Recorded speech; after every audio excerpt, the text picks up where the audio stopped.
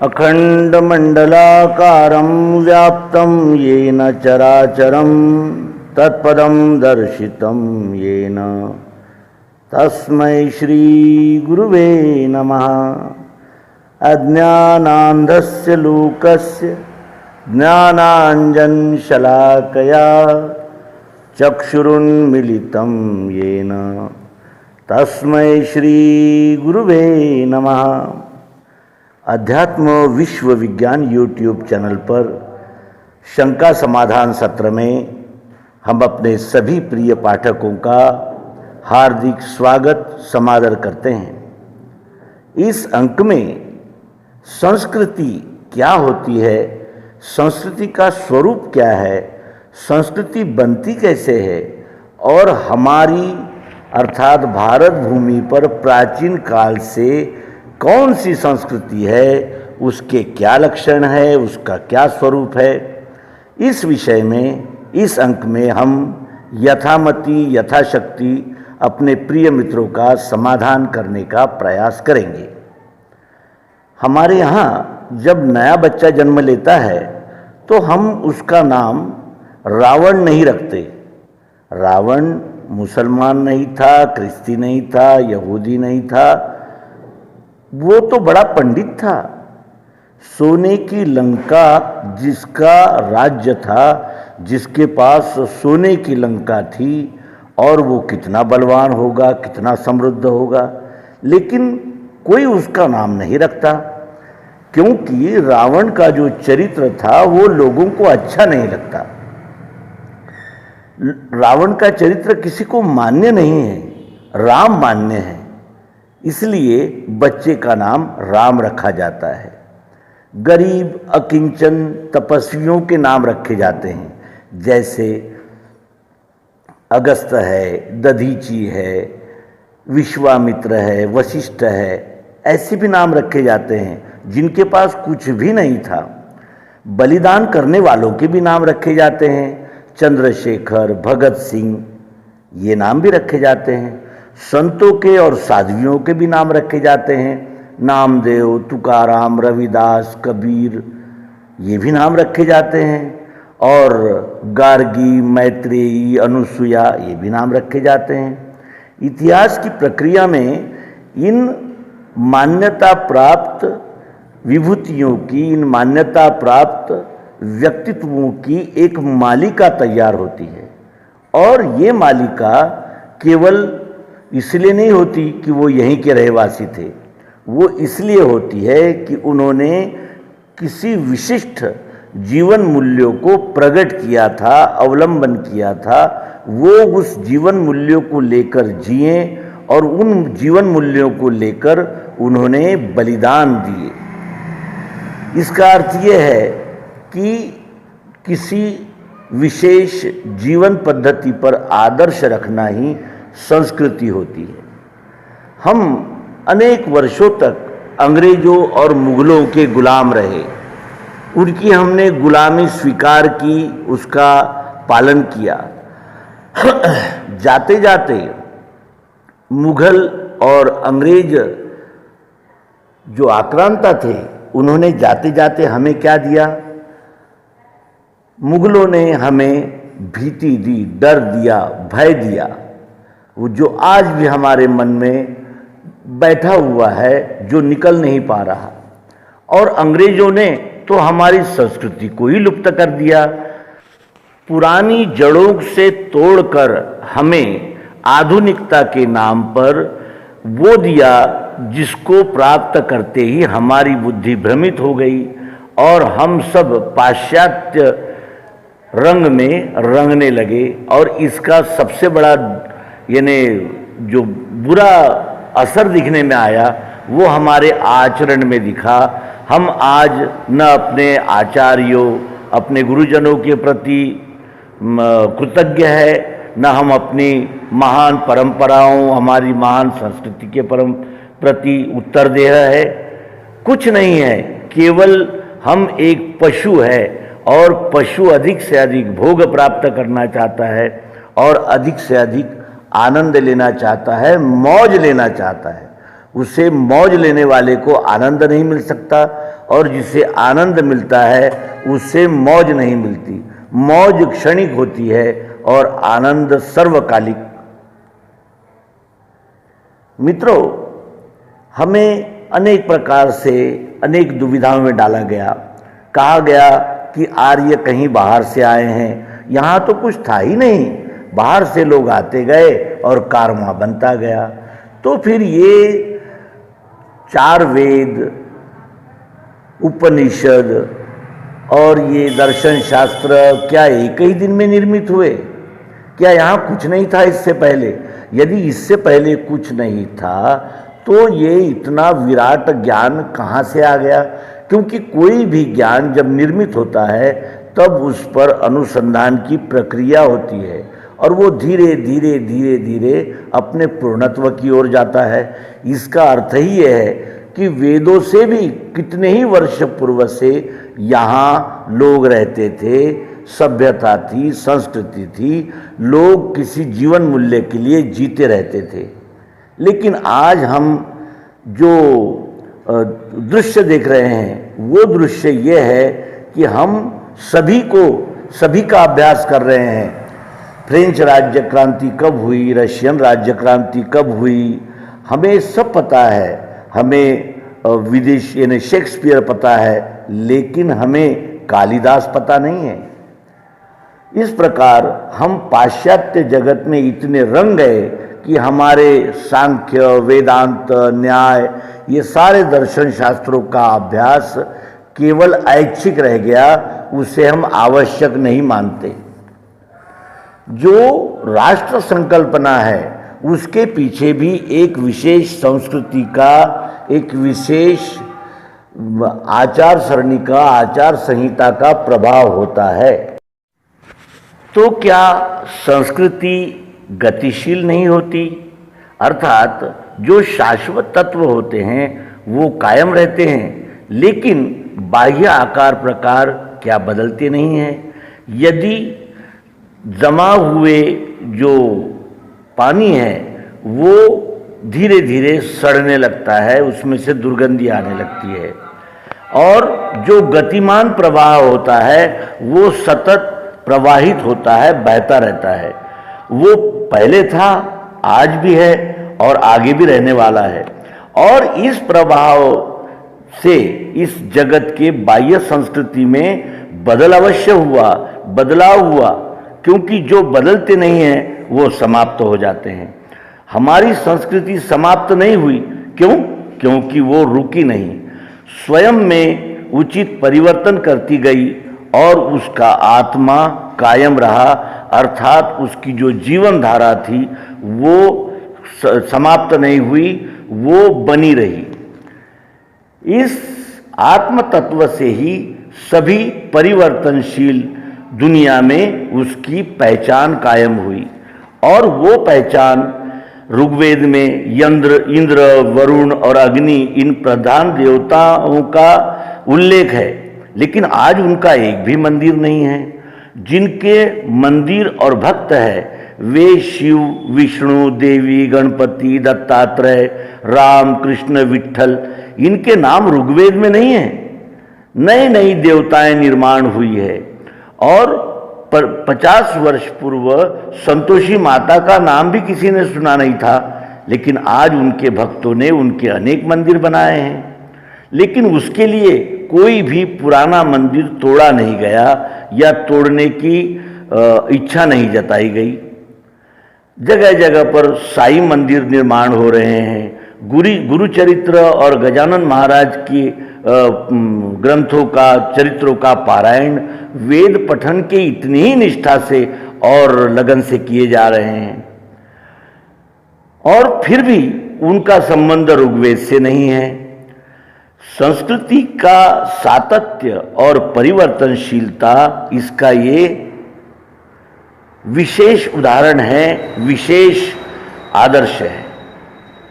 हमारी उपासनाओं की बात जब हम करते हैं तो स्वातंत्र्य जो है वो हमारी संस्कृति का एक विशेष अंग रहा है, और ये अत्यंत विलोभनीय आविष्कार है।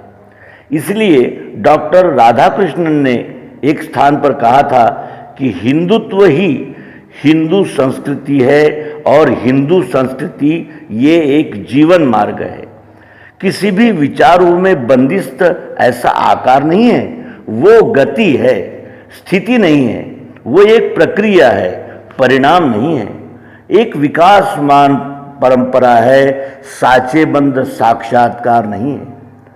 इसमें ग्रोइंग ट्रेडिशन, ये जो शब्दावली हम कभी कभी उपयोग में लाते हैं, उसमें विकासमान परंपरा और परंपरा है फिर भी विकासमान है, और प्राचीन से संबंध रहे बगैर परंपरा नहीं बन सकती, और वो केवल प्राचीन से संबंध रखने से ही रुक नहीं जाती, वो विकासमान रह सकती है।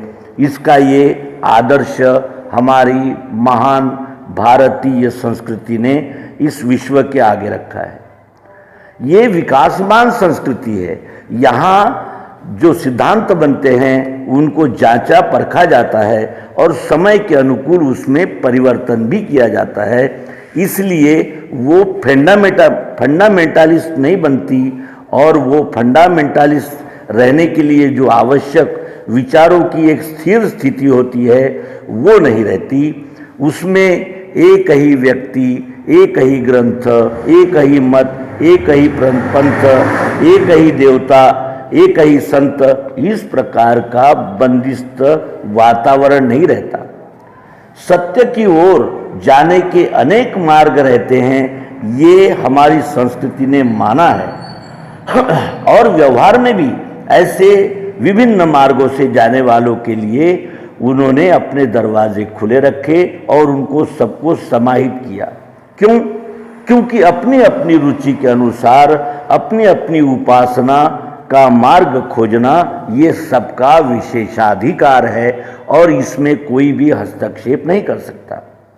संक्षेप से कहा जाए तो हमारे इतिहास, हमारे जो भूभाग है उसके प्रति हमारे मन में एक समान भावना, और हमारे जीवन मूल्यों के प्रति हमारा एक विशेष कमिटमेंट, एक विशेष जिम्मेदारी, इसका निर्वहन ही हमारी संस्कृति हो सकती है। समाज में जो जीवन मूल्य प्रतिष्ठा प्राप्त करते हैं, उन प्रतिष्ठापना प्राप्त करने के लिए उन्होंने कुछ बलिदान दिया है, कुछ उसकी कीमत अदा की है। वो हमारे सांस्कृतिक अर्थात राष्ट्रीय आदर्श बनते हैं।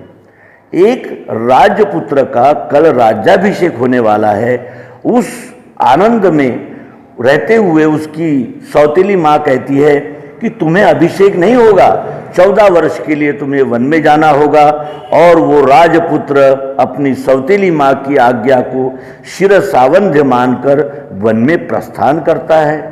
वो राम हमारा आदर्श है। भरत को अनायास ही अचानक ही राज्य मिल जाता है, लेकिन वो सिंहासन पर नहीं बैठता। राम का मन बदलने के लिए चित्रकूट पर जाता है, राम को खूब आग्रह करता है, लेकिन राम नहीं मानते। अंत में उस राम के जो जूते हैं वो अपने सर पर लेकर वो अयोध्या में आता है, और उन जूतों को सिंहासन पर प्रतिष्ठित करके वो राम का राज्य, राम ही राजा है ये मानकर राज्य करता है। वो भरत हमारा आदर्श होता है। दुनिया के ऐश आराम में रहा हुआ दुख का यत् किंचित भी अनुभव नहीं है जिसे, ऐसा एक राजपुत्र दुनियादारी के दुख देखता है, जीवन की नश्वरता को पहचानता है, और दुनिया की ये दुख समाप्त करने के लिए संकल्प करता है। अपने यानी राज्य पद का, अपने युवराज पद का त्याग करता है, अपने राजप्रासाद को छोड़ देता है और लोगों के कल्याण के लिए तपस्या करने निकल जाता है। वो सिद्धांत हमारा आदर्श बनता है, हमारा वो सिद्धार्थ बुद्ध बनता है। एक पन्ना नाम की दासी जिस पर राजपुत्र की रक्षा करने की जिम्मेदारी आई है, मारने वाले हाथ में तलवार लेकर राजपुत्र को मारने के लिए आए हैं, और उन्हें वो ज़बरदस्त यानी डरा करके पूछ रहे हैं कि राजपुत्र कहाँ है। वो सोए हुए अपने बच्चों की ओर उंगली निर्देश करती है और अपनी आंखों के सामने अपने बच्चों को काटते हुए देखती है। वो पन्नादाई हमारा आदर्श बनती है। एक राजा की ओर उसका सरदार पराभूत शत्रु की लावण्यवती पत्नी नजराना कहते हुए प्रस्तुत की जाती है। कल्पना ये थी कि राजा खुश होगा, लेकिन राजा नाराज हो जाता है। उस लावण्यवती को सम्मान से उसके घर भेजता है। वो शिवाजी, छत्रपति शिवाजी हमारा आदर्श बनता है। अलाउद्दीन, बाबर, औरंगजेब, इन्हें ऐसा करना सपने में भी नहीं याद हो सकता, सपने में भी वो ऐसा नहीं सोच सकते। ये हमारी संस्कृति के श्रेष्ठ आदर्श है। विजयशालित्व ये हमारे संस्कृति का मूल अंग है। वो हम भूल गए हैं और लड़ाई से भाग कर जाने वाले अर्जुन को श्री कृष्ण ने जीवन का, मोक्ष का और उद्धार का ज्ञान दिया। विजिगुषु वृत्ति उसमें निर्माण की और उसे विजयशाली बनाया। वो श्री कृष्ण हमारा आदर्श है। ये हमारे आदर्श है और ये आदर्श थे, हैं और रहेंगे, क्योंकि हम अपने समाज जीवन में जिन मूल्यों को प्रतिष्ठित करते हैं, जिन मूल्यों का संरक्षण करते हैं, वही मूल्य हमारा इतिहास बनते हैं और वही हमारा सतत मार्गदर्शन करते रहते हैं। आज उन मूल्यों पर कुछ राख सी आ गई है, उस पर कुछ बादल से आ गए हैं, वो ढक सी गई है। उस पर की राख झाड़कर हमें फिर से तेजस्वी और प्रखर ऐसा चैतन्य निर्माण करना है। और वो चैतन्य किसी पर आक्रमण करने के लिए, किसी को गुलाम बनाने के लिए, किसी को अपने मत के अनुसार चलाने के लिए नहीं, तो वो संपूर्ण मानव जाति के लिए आनंद, प्रेम, प्रसन्नता और सहजीवन का संदेश देने के लिए। यदि हम अपनी संस्कृति का ये अर्थ जान लेते हैं तो फिर कहीं भी किसी भी मत पंथ संप्रदाय में जाने वाले लोग भी इस भारत भूमि का आदर्श घटक बनते हैं, आदर्श विभाग बनते हैं, भाग बनते हैं। और ये आदर्श जब हम प्राप्त करते हैं तो हमारे पूर्वज कभी नहीं बदले, न हमारे मूल्य बदले, ऐसा बोध उन्हें प्राप्त होता है। और इस महान संस्कृति, महान इस जीवन प्रणाली को अपनाते हुए हमें भी अभिमान की यानी एक अनुभूति होती है। तो हमने अपनी संस्कृति, अपनी सभ्यता, अपना इतिहास, अपने जीवन मूल्यों के प्रति जागरूकता रखनी है। और ये यदि हम नहीं रखेंगे तो फिर मानवता के पोषण के लिए जो इस महान भारतीय संस्कृति ने इस विश्व को विश्व कुटुंबकम का संदेश देना प्रारंभ किया था, उस आदर्श से हम ढल न जाएं। क्योंकि आज हम देख रहे हैं छोटे छोटे स्वार्थ के लिए, अपने अपने राष्ट्र को बढ़ाने के लिए, अपने अपने राष्ट्र की यानी जिसे कहा जाएगा कि शक्ति बढ़ाने के लिए दूसरों का शोषण करना, अन्य पर आक्रमण करना, उसको गुलाम बनाना और आर्थिक दृष्टि से शोषण करना या सामाजिक दृष्टि से उसे अपने यानी जिसे कहा जाएगा कि प्रेम सद्भावना के आदर्श से च्युत करना, अनेक प्रकार के नैरेटिव सेट करना और किसी भी संस्कृति का समापन करना या किसी भी संस्कृति को हेय जानना और हेयता प्रदान करना, इस प्रकार का कार्य न कभी हमारे संस्कृति ने किया, न कर रही है, न करेगी। क्यों? क्योंकि ये श्री राम, श्री कृष्ण ने दी हुई संस्कृति है, जीवन मूल्य है। तो मित्रों, यहाँ अपने मित्र का संस्कृति के विषय में किए गए प्रश्न का हमने यथामति खुलासा करने का प्रयास किया। आप सभी से अनुरोध है कि आप सब अध्यात्म विश्व विज्ञान यूट्यूब चैनल को सब्सक्राइब करें और सर्वांग योग के द्वारा सनातन सिद्धांत को जाने, समझे, परखे और अपनाते हुए इस मानव जन्म को सार्थक करें। धन्यवाद। नर्मदे हर। सद्गुरु भगवान की जय। विश्वरूप परमात्मा की जय। ओम शांति शांति।